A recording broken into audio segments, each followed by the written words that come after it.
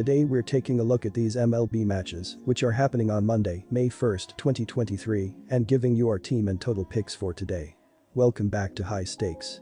Before we dive into our video, don't forget to subscribe and to push the notification bell so you don't miss any of our videos.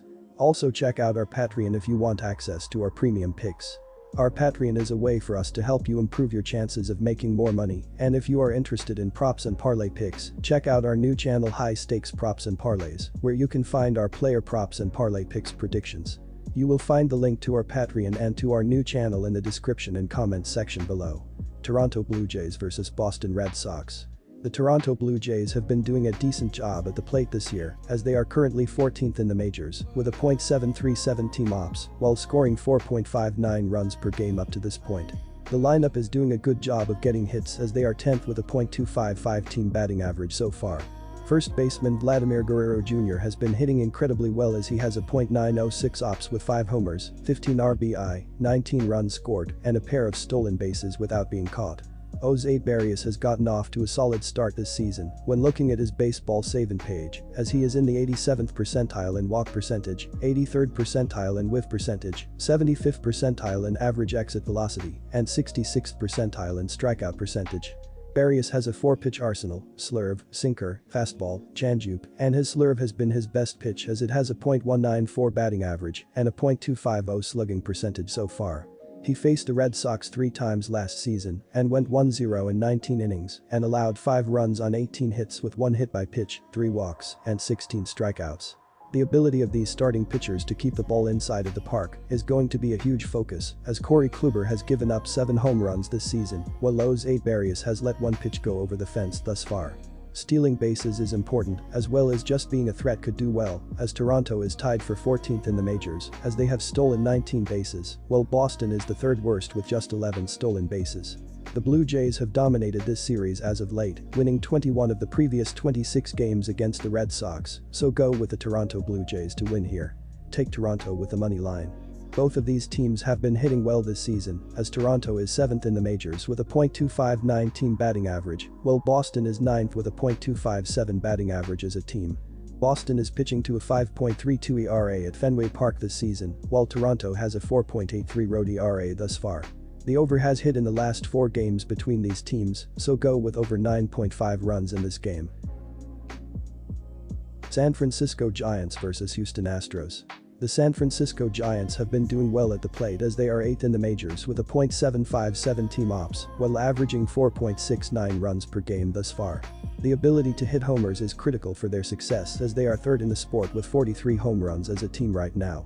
Ross Stripling has been struggling this season when looking at his baseball saving page, as he is in the 2nd percentile in XSLG, 4th percentile in ZERA, 5th percentile in barrel percentage, and 7th percentile in SBA. He has a 6-pitch arsenal: slider, fastball, changeup, curveball, sinker, splitter, and his slider has been hit the most, as it has a .625 slugging percentage with 0 strikeouts off of it.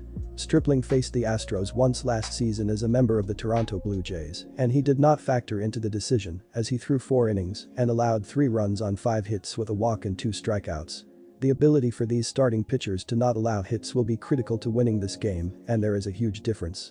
Ross Stripling has a .303 batting average against this year, while Luis Garcia has a .235 opposing batting average entering the start. Not striking out and being able to keep the ball in play to move base runners is important, as San Francisco is leading the sport with 10.7 strikeouts per game, while Houston has 8.3 strikeouts per game at the dish. The Astros have won 8 of the previous 11 games against the Giants, so go with them to do so again and cover the run line here at home.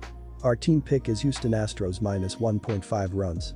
Both of these teams are aggressive and successful on the base paths to move runners 90 feet, as San Francisco has 17 steals on 20 attempts, 85% success rate, while Houston has 20 steals on 24 tries, 83.3% success rate. These bullpens are going to give up a couple of runs themselves, as the Giants are 28th with a 6.07 reliever ERA, while the Astros are doing well with the 5th best with a 3.09 bullpen ERA. The over has hit in each of the previous 5 Giants interleague games, as well as in the last Astros games against teams with a losing record, so go with over 9 runs here. Cincinnati Reds vs San Diego Padres. Cincinnati won 2 of 3 in Oakland, but blew a lead in the series finale, falling 5-4 against a 5-win Athletics. The Law snapped a 5-game Reds winning streak, which featured a series sweep of Texas. The Padres won a slugfest in Mexico City on Saturday and gutted out a come-from-behind win on Sunday versus the Giants. San Diego has won 5 of its last 7 overall and is now 1 game behind NL West leaders Arizona and Los Angeles. SD averages 4.11 runs per game, 21st, and hits .224, 26th, with a .707 ops, 18th. The Padres have hit 34 home runs, 12th, and stolen 16 bags, 22nd, in 2023. Xander Bogaerts leads San Diego in hits, 33, batting average, .308, OBP, .400, and home runs, 6. The pitching staff has posted a 4.65 ERA, 20th, and a 1.38 WHIP, 23rd, with 8 quality starts. Blake Snell is a nightmare for San Diego. His strikeouts are down, he has a high walk rate, and he's given up a long ball in 4 straight outings. He hasn't lasted past the 5th inning once in 2023, either. He'll hand the ball over to a Pad's pen that was taxed on Saturday after Joe Musgrove exited after 3.1 innings in a 16-11 slugfest as San Diego used 5 relievers to get the win. The Reds have been playing better baseball, bouncing back from a series sweep in Pittsburgh with consecutive series wins. Petco Park is a fine stadium to play in, but the ball simply doesn't fly out of the park like it did this weekend in Mexico City when San Diego scored 22 runs and hit 7 long balls. Bet on the Reds to keep the score within 1 run tomorrow night in sunny San Diego. Our team pick is Reds run line. Cincinnati might be the perfect visitor. The Padres were 6-0 against the Reds in 2022, marking the Padres' first season sweep of an opponent since 2010. The Padres are also 12-1 against the Reds over the past 2 seasons. On top of that, the Padres have won 21 of 29 games against the Reds in San Diego since 2013 and are riding an 8-game home winning streak against Cincinnati. A notoriously slow starter, Snell vowed during spring training to get off to a faster start.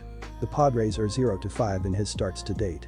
He has given up 15 runs, 14 earned, on 25 hits and 18 walks, with 26 strikeouts in 23 innings. But he has allowed 2 runs over 5 innings in each of his last 2 starts against Atlanta and the Chicago Cubs. Our total pick is over.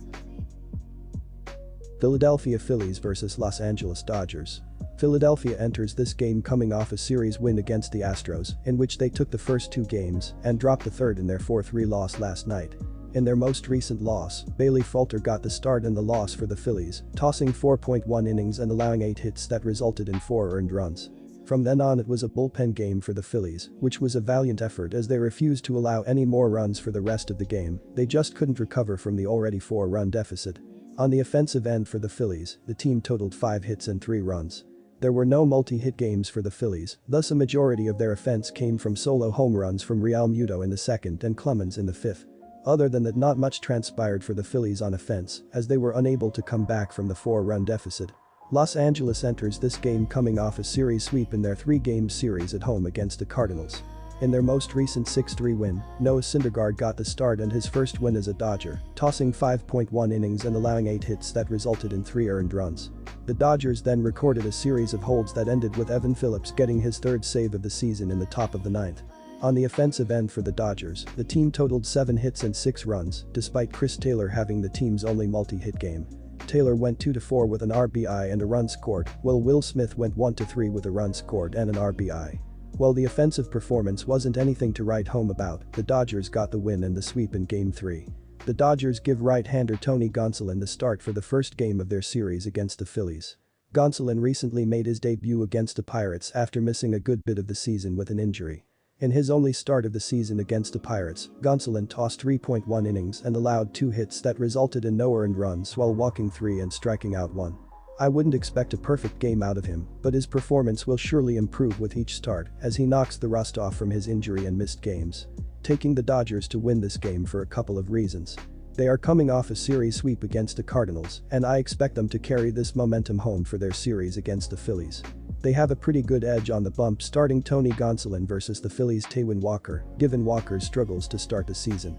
Gonsolin has yet to get a complete start as he has only pitched 1 game since his rehab, but even in those 3 innings, he looked as if he is picking up right where he left off last season. The batting lineup for the Dodgers also seems due for some increased production, given how they have played thus far, and their sweep of the Cardinals might have been just what this team needed to catch fire. The Dodgers are 6-0 in Gonsolin's past 6 home starts against a team with a winning record, and I expect that trend to continue on into this game. For these reasons, I am confident in taking the Dodgers to win this game. Our team pick is Los Angeles Dodgers money line.